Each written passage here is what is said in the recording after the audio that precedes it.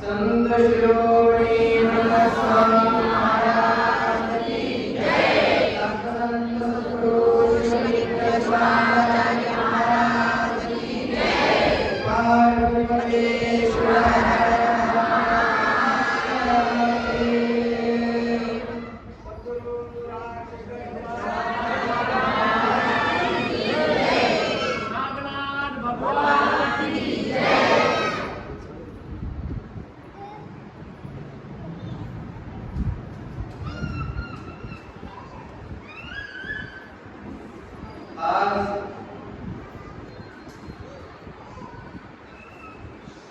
या मस्तक घडीमध्ये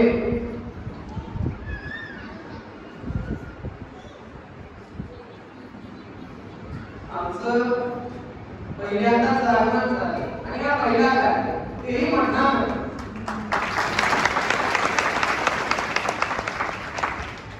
हा एक प्रयोग आहे।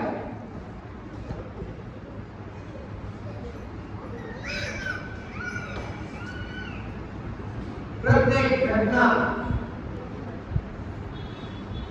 आपल्या आयुष्यामध्ये वेगळ्या घडीत होणार आहे। या सर्व गोष्टी प्रारंभाशी निगडीत। ज्या प्रकारचे आपले कर्म आहे, ज्या प्रकारचा आपला प्रारब्ध आहे, त्याप्रमाणे आपलं भविष्य घडतं।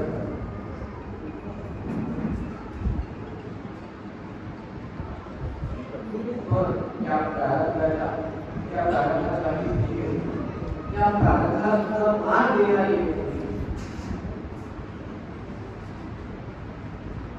हा जो काळ आहे, या काळाला सुद्धा मान देणारी एक गोष्ट आहे। ती गोष्ट कोणती आहे माहिती आहे का?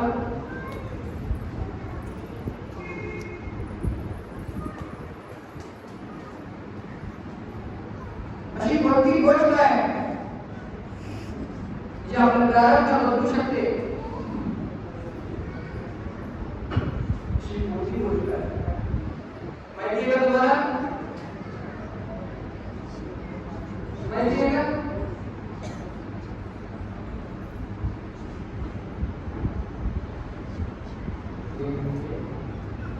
संतांचा सहवास, गुरूंचा सहवास,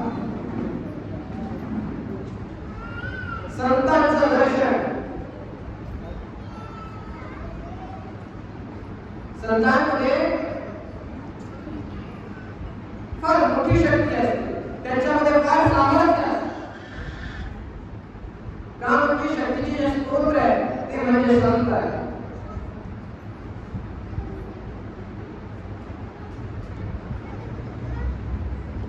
आजकाल आपल्या सर्वांना फक्त एका गोष्टीची हौस आहे, ती म्हणजे आजकाल बघा आपण एखाद्या वेळेस महादेवाच्या पूजेला जात नाही, पण जर रस्त्यामध्ये लक्ष्मी मातेचं मंदिर असेल तर आपण आवर्जून जातो का नाही? का म्हणजे प्रत्येकाला पाहिजे। आजकालची मोठी गरज काय आहे? परमरहस्यामध्ये सांगितले आहे की जी माया आहे, लक्ष्मी आहे, ते कुणाच्या चरणाशी नांदते? म्हणजे संतांच्या चरणाशी। हाच प्रश्न नारद मुनीला, हा जो प्रश्न आहे तो नारद मुनीला आला की बाबा संतांचं सामर्थ्य काय?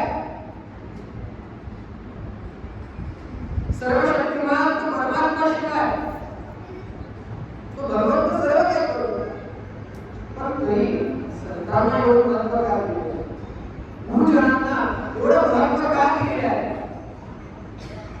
आपली कुशलता जेव्हा आरोग्य भगवंताकडे गेले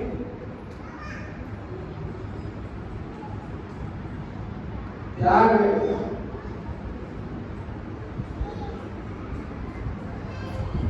भगवंतांनी आरोग्याला सांगितलं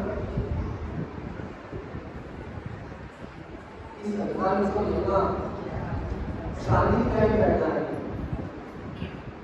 तुम्ही कुठलाही ग्रंथ घ्या त्यामध्ये तुम्हाला वाचून कळणार नाही तर त्याचा अनुभव घ्या. परत असं तुमचा एवढा मोठा ग्रंथ आहे त्यामध्ये एवढा अपार ज्ञान आहे ते तुम्हाला वाचून कळणार नाही, त्याचा आचरण करावा लागेल. बरोबर असे ग्रंथ त्याच्या प्रत्येक ओळीचा अनुभव घ्यावा लागेल तेव्हा जाऊन तुम्हाला बरोबर त्याचा पूर्ण भाग आपला प्रमाण आहे की आपली मला बरोबर असं कुठलीही गोष्ट आहे त्याचा अनुभव घेतला पाहिजे. भगवान शिवानी आरोग्यांना सांगितलं की जर तुम्हाला संतांचा महिमा जाणायचा आहे तर त्यासाठी भूतलावर जावं. पुढे भूतला परमेश्वराची आज्ञा नारदमुनी भगवंताचं नाम स्मरण करत या भूतलावर आले आणि जंगलामध्ये प्रकटतात. ज्यावेळेस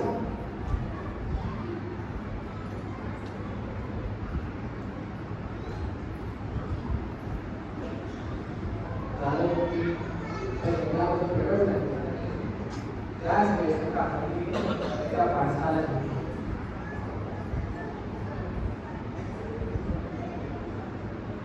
अगदी सुंदर दृश्य होता.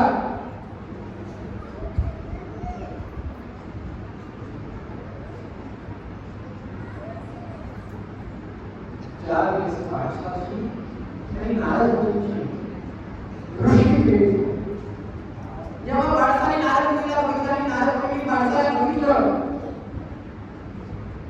त्या क्षणामध्ये एका वाघाने त्या पाठशाला लागला जी हरे मुनी नारदमुनीला फार वाटलं की म्हणाले प्रकृतीचा खेळ वेगळा आहे. आणि मग पुन्हा भगवंताकडे गेले आणि ते प्रकट झाले सांगितलं. परमेश्वर म्हणाले अनुभव मिळाला का? मग गावाला आलो मग आणखी पुन्हा पूजा करण्याची आज्ञा केली. यावेळेस नारदमुनी एका गावामध्ये गेले. संध्याकाळची वेळ होती. संध्याकाळी पुन्हा गावाकडे येऊ लागल्या होत्या आणि त्याच वेळेस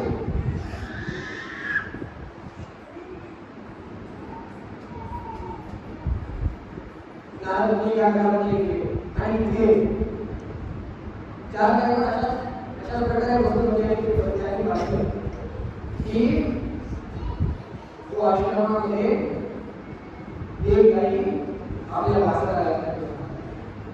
तेच दृश्याने आधी पाहिलं.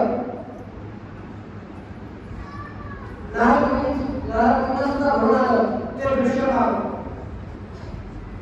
आणि नारदमुनींच्या त्या वासनाची दृष्टी भेट झाली. त्यावेळेस ते वाचून जळून तिथेच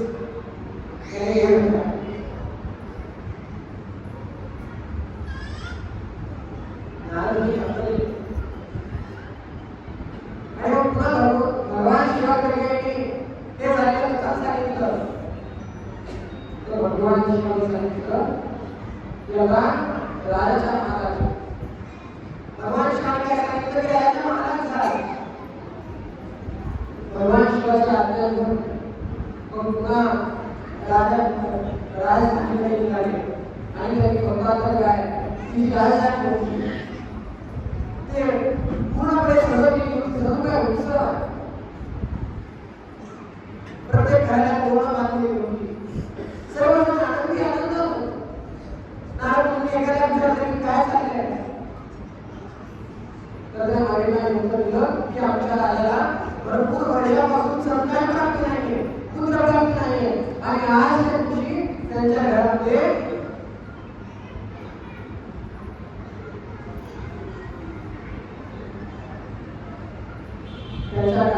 जन्म झालेला आहे. त्यांना संतान प्राप्ती झालेली आहे म्हणून आम्ही सर्वजण आनंदामध्ये आहोत. नारद आल्यावर म्हटल्यावर ती वार्ता सगळीकडे पसरली आणि राजाने नारद मुनीला बोलवून घेतले की आज तर वृत्तशेखरा योग आहे, आज माझ्याकडे पुत्राचा जन्म झालेला आहे आणि म्हणून नारद मुनी स्वतः आशीर्वाद देण्यासाठी आले. म्हणून नारद मुनींना बोलवून घेतलं, त्यांचा पाहुणचार केला आणि मग राजपुत्राला नारद मुनींच्या मांडीवर ठेवले. नारद मुनीला विचारू लागली की जेव्हा आली त्यांच्या वारसाला बघितलं तेव्हा वाघाने झड घातली आणि मग नंतर गायच्या वारसाला बघितल्यानंतर तो रडून गेला. आता जर का माझी आणि राजपुत्राची दुसरी वेळ झाली आणि जर त्या कारणास्तव आम्ही पडला तर राजा सोडणार का? राजा सोडणार का? नारद मुनी म्हणाले पण तरी राजाचा आज्ञा होता आणि जेव्हा त्यांनी राजपुत्राला आणि जेव्हा त्यांनी राजपुत्राला बघितलं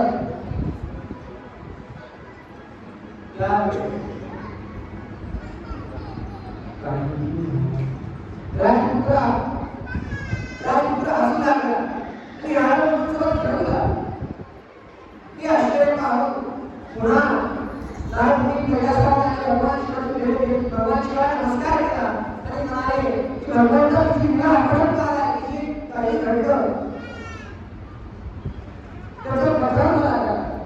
त्याने भगवान शिवाय सांगितलं की प्रत्येक जीवाला 84 लक्षाचा देवा चुकवावा लागला. 84 लक्ष जन्म आहे त्या सर्व जन्मामध्ये लागला. जेव्हा त्या जीवाचा जन्म पाण्याच्या जन्मामध्ये झाला आणि जेव्हा तुझी कशी वेळ झाली तेव्हा त्याचे आरोग्य जन्म आणि मग ते पुन्हा वासराच्या जन्मामध्ये जन्म घेतला त्याच आणि मग ज्या वेळेस तुझी आणि त्या वासराची पुष्टी वेळ झाली तेव्हा जे आधी जन्म त्या आधी जन्मांचे व्यसन जे धारण होते ते नष्ट झाले आणि मग पुन्हा त्यांचा त्याच जीवाचा जन्म राजपुत्राचा जन्म म्हणजे संतांच्या मोठ्या गोष्टी भेटल्याने आपल्या आत्मजन्माचे प्रारंभ नष्ट होतात. कोणत्या गोष्टी आणि ते पुढे एवढं होतं की मग पुन्हा राजपुत्राच्या जन्माला एवढं सामान्य संतांमध्ये तेवढी शक्ती त्या संतांमध्ये आहे. आणि जर आपल्याला संतांचा सहवास नित्यपणे लागतो, जर आपल्याला त्या संतांचा सहवास नित्यपणे लागला, त्या संतांनी केलेला आचार विचार जर त्याचा आपण अनुकरण करत आलो तर संतांची कृपा आपल्यावर नित्य राहील. तर आपलं सुरू झाल्याशिवाय हे नक्की.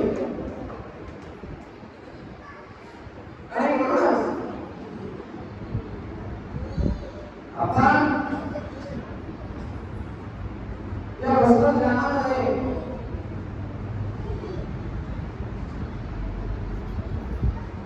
जेव्हा आपल्या वस्तू ग्रामामध्ये आले त्यावेळेस कुणाला ठाऊक होतं, त्यावेळेस कुणाला ठाऊक होतं की आपण इथे आल्यानंतर सर्वांना सुसंस्कृत करते आणि आपल्याला केलेली शिकवण, आपल्याला केलेला आचार अशा प्रमाणे आम्हाला आज जेव्हा आपल्याला तेव्हा त्यांनी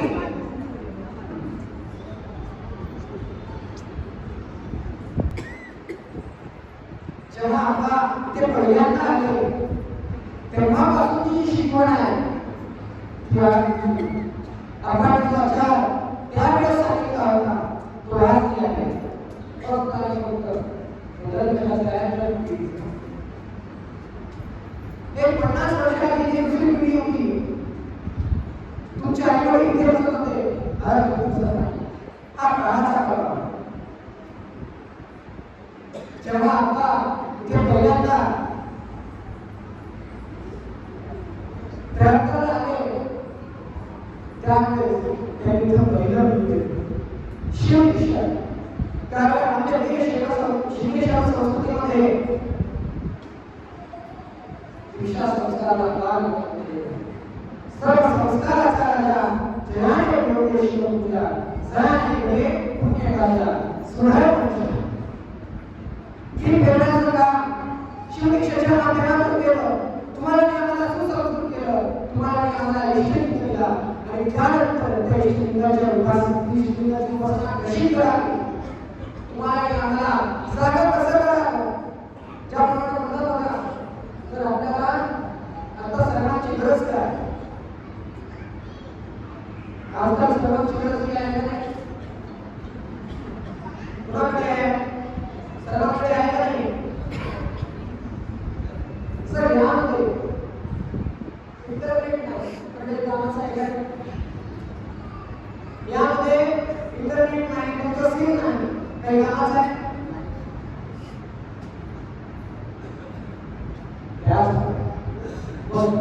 इंटरनेट कुठून भेटतं? कामावर आहे का? कुठून भेटतं? वस्तूंचं कामावर आहे का? आपला वेळ म्हणजे काय? आपलं वेळ म्हणजे काय? जोपर्यंत यामध्ये संस्कार नाही तोपर्यंत काही काम असतं. जोपर्यंत यामध्ये संस्कार नाही, जोपर्यंत यामध्ये शिकवण नाही, तोपर्यंत काही काम असतं. आणि हे संस्कार देण्याचं कार्य, या मुलाला इंटरनेट देण्याचं कार्य कोण करतं? याप्रमाणे तुझ्या अखंड शिवणाचं जे मोठं आहे ते संस्कार देण्याचं काम. जिथं तुम्ही जाल तिथे तिथे अशी तुम्हाला अखंड मंदिरे भेटतील, असंख्य असे मंदिर भेटतील जिथे तुम्हाला संस्कार देण्याचं कार्य होईल. आणि म्हणूनच अशाच प्रकारे प्रखरपणे हे ज्ञान, ही संस्काराची शिकवणी तुमच्या आणि आमच्यामध्ये अशाच प्रकारे अखंडितपणे राहावं. त्याच वेळेला संतांचे परिश्रम आज फळाला आलेला आहे. आजकाल जर आपण बघितलो तर आजकाल भरपूर अशी मुली आहेत, भरपूर अशी मुलं आहेत जे आजही आपल्या संस्कारापासून दूर झाले. जर आपण शहरामध्ये बदल बघितलो तर आज आपल्याच मुलांना, आपल्याच मुलींना, आपल्या जर आपण धर्मामध्ये विचारलं त्यांना लाज तर आपण कुठेही कमी पडलेलो. त्यांना योग्य प्रकारचे संस्कार दिले, त्यांना योग्य प्रकारची शिकवण दिली, त्या शिकवण देण्यामध्ये आपण कमी पडलेलो. म्हणूनच संतांनी ते आधीच ओळखलेले आहे. आणि म्हणूनच या मठांची निर्मिती जेव्हा आधी जगद्गुरू रेणुकाचार्यांनी ही मठे बनवली आणि त्यानंतर शिवगणाचा आदेश झाला.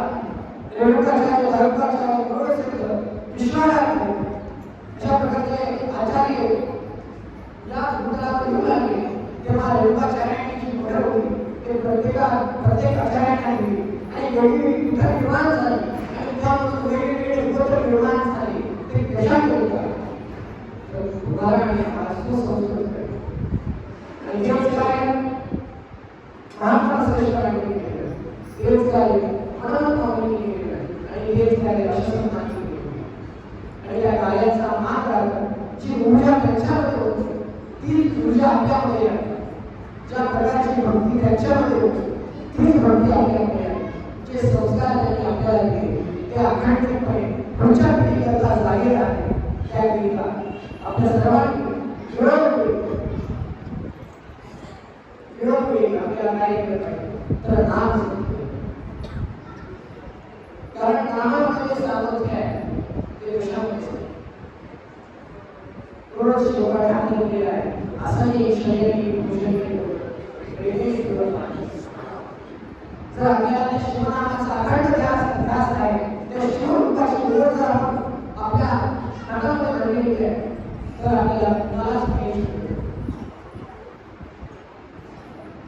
का म्हणजे तो भगवान शिव आपल्या सोबत आहे.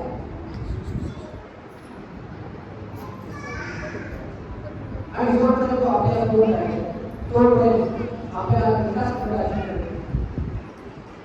ते आर्थिक कृपाने असो, ते सामाजिक कृपाने असो, आपल्याला जी काही कमी आहे ती भगवान शिव पूर्ण करतो. फक्त आणि फक्त आपल्याला एकच कार्य करायचं आहे. असंही विषयी भोजनी करून देवेश्वर पाणी संस्कार ऐसा निराश लागत आहे की स्वप्नी तर त्या भक्ती योगामध्ये आपल्या सर्वांना गुंतवून व्हायचं आहे. आपल्या सर्वांना त्या भक्ती योगामध्ये अशा प्रकारे विलीन व्हायचं आहे. आणि जो संतांचा विचार आहे, बाबा रोगी सदाचार आहे, सर्व विद्याचा महिमा आहे, रोग सर्व प्रकारचा आहे. आज प्रकारामध्ये तो संतांनी प्रसाद मागितलेला आहे, ते सार्थक आपल्याला करायचं आहे. आणि ते कशाच्या माध्यमातून, तर ते अखंड शिवनाम सत्याच्या माध्यमातून, ते कशाच्या माध्यमातून, तर ते शिवसंस्काराच्या माध्यमातून. आणि ते संस्कार तुमच्या आणि आमच्यामध्ये अखंड घेऊन यावं ही जर आम्ही संत देशाची एक्सपिरियन्स करतो.